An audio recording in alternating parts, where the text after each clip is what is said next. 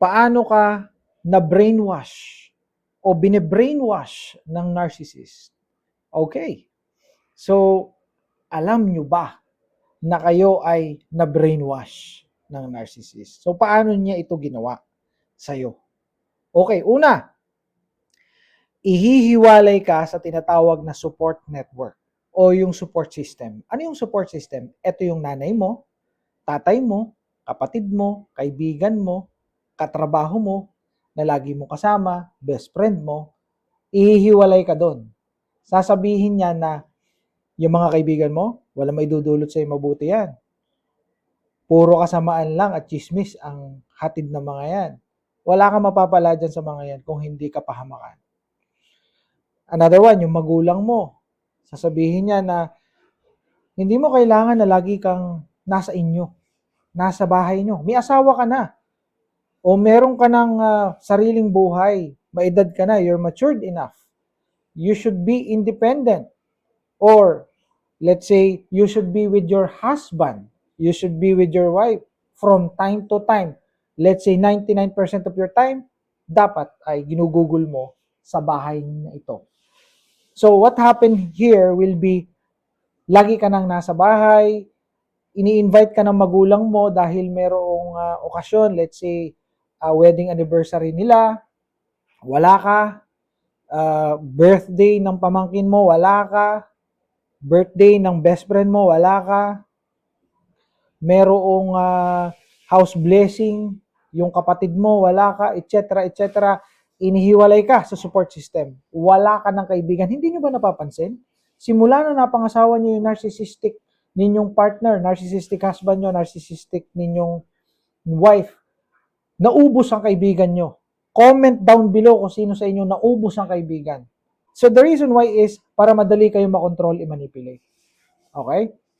That's the reason why. Another one, i-manipulate ka kung paano mo na tinitingnan ang paligid mo, ang mundo.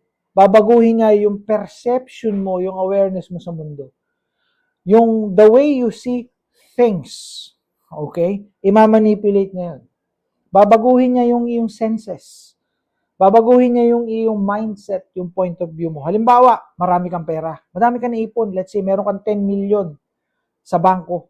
Inipon mo yon for let's say 15 years, nag-OFW ka, and then nagnegosyo ka. Sasabihin niya, alam mo, ang pera, no, yan ay ginagastos para maging masaya ka. Para ikaw, kung halimbawa man na pumanaw bukas o kung ano mang mangyari sa'yo, at least you enjoy life. You enjoy the fruit of life. Something like that. So, dapat YOLO ka. No, di ba? You only live once, tama ba? Oo nga. You only live once, ganon. So, babaguhin niya. You know why? It's because when you change your mindset from being frugal, no, to being gastador, or yung walang iniisip kung hindi ang ngayon, gastos ng gastos. So, what will happen to you? Diba? So, what will happen to your future?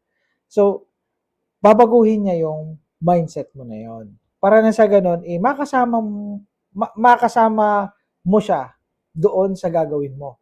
Travel, going to, let's say, sa Asia, magta-travel kayo sa Tokyo, punta kayo ng Bangkok, Bangkok, Thailand, tapos ikot-ikot kayo doon, kain kayo ng mga street food, mga spicy food nila, punta kayo ng Singapore, ayan, punta kayo ng, kung talagang maraming savings, US or Canada, something like that.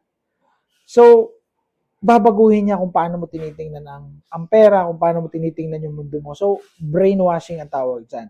Another one, i-gaslight ka to doubt, no? Para paghinalaan mo yung iyong sanity, yung iyong katinuan. Kaya minsan maiisip mo na parang siraulo yata ako. Ako yata yung siraulo dito. Parang may topak, may tiniling ako. Makapagpa-check up nga sa clinical psychologist o kaya sa psychiatrist kasi parang may tiniling ako eh. Something like that. You know, it happens. It happens. You know, it is happening right now. Madami ako nako-coach dito na, Sir, ako po ba ay may tililing? May sira ba ulo ko? Mga ganun. Kasi I felt that I am insane. Well, you're not alone.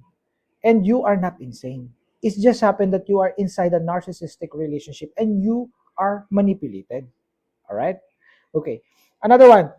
Narcissist will destroy your self-esteem. Sisirayan niya ang self-esteem mo. Another one.